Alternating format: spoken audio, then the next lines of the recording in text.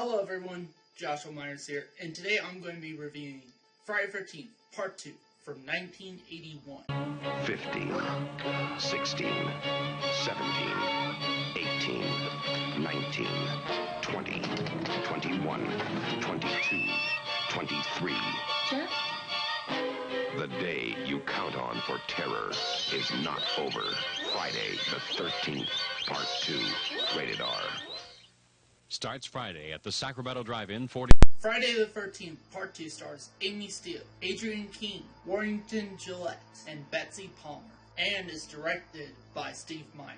The plot of Friday the 13th Part 2 is that 5 years after the horrible bloodbath at Camp Crystal Lake, the new counselors are unconcerned about warnings to stay away from the infamous site.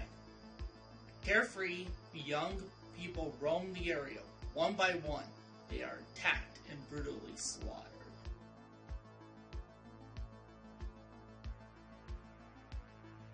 I do honestly like the camp counselor characters a lot better in this one than the first movie.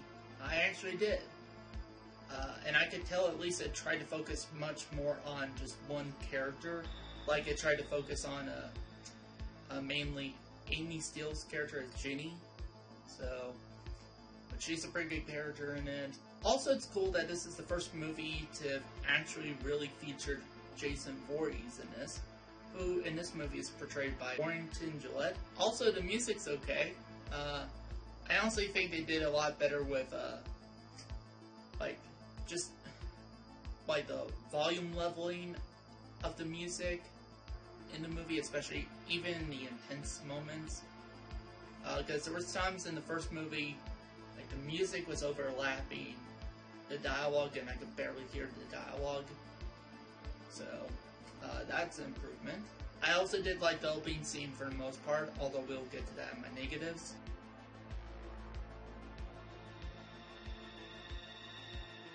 Honestly, for me, it's kind of the same problem I had with Insidious Chapter 2, whereas, for the first, I don't know, maybe 10-15 minutes this time around, maybe 20 minutes, so yeah, even around that time, was just a whole big recap of what happened in the first film. And this came out a year after the original movie. It's not like it came out, it's a few years, maybe 5 years tops. No, this came out exactly a year after the original film. And everybody should have remembered what happened in the first movie. Then again, you could argue that there's a lot of people now these days that just assume Jason Voorhees is in the original movie when he wasn't. So, I guess, so. But to me, it felt like it just, I just feel like it didn't need to be there, so. And could focus much more on setting up a sequel than recapping what we already saw with the first movie. Also, for the most part, another thing I don't like about it is that there's honestly not much of a story here.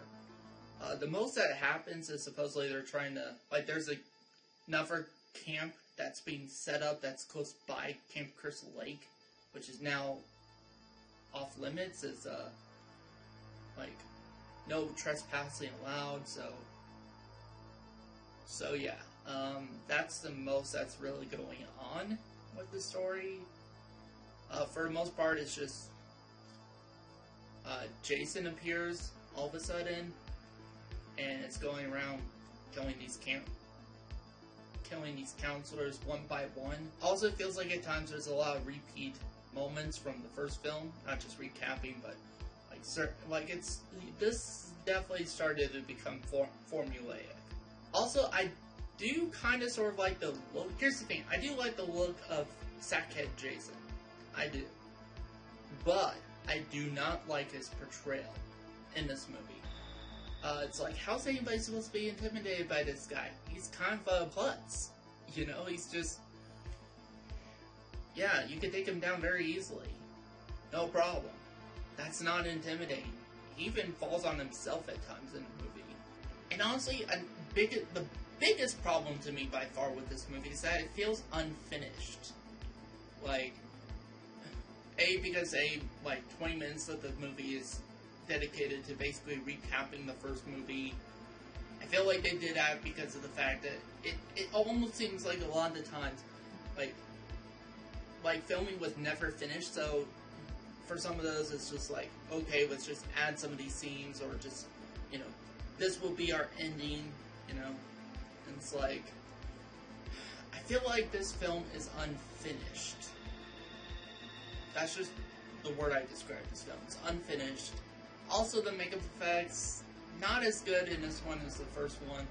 That's probably because of the fact that Tom Savini, who did the makeup effects for the first one, decided not to work on this one. He instead decided to work on a film called The Burning, which I have not seen that one. I may probably check it out at some point. And the reason he decided to work on that film instead of this one, because he read the script and he's like, but Jason's walking around everywhere? Because at the end of the first film, when you do see Jason, okay, spoilers, when you do see Jason at the end, it's like, that was actually meant to be a dream sequence. There was going to be no Jason Voorhees. That was until Steve Miner and all of them came in and just threw Jason in there. Which I guess, it's like, what else can you really do after the first film? Like, if you're making a direct sequel, what else can you really do? Because his mother, Mrs. Voorhees, got beheaded, so it's like, what else can you really do? So, and honestly, to me, I felt like Betsy Palmer as Pamela Voorhees was much more intimidating than this version of Jason. Also, like, they do bring back Betsy Palmer's Mrs. Voorhees, but she has a very little role, basically. Spoilers for this movie.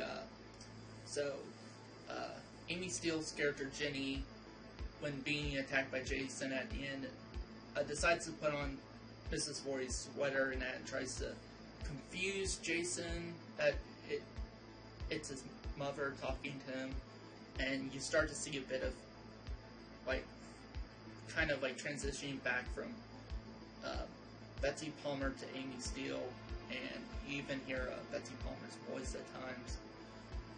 That's all you see of her in this movie, and that's kind of a shame. I think what they should have done maybe is have, you know, to at least utilize Betsy Palmer a lot better, is maybe just use her for flashbacks, maybe showing, I don't know, just something more than this. With all this said, I'm going to give Friday the 13th Part 2 a 2.5 out of 5 stars. I would definitely say this was a downgrade from the first film, because at least the first film also had that mystery aspect to it, that whodunit aspect to the film, and just all that other stuff that I liked about the first film. And I know a lot of other people like about the first movie. And just for me, like I said, I feel like this film is unfinished. I think there should have been much more with this movie, but there wasn't. So there you go. So that's going to be it for this review. Thank you guys for watching, and see you next time.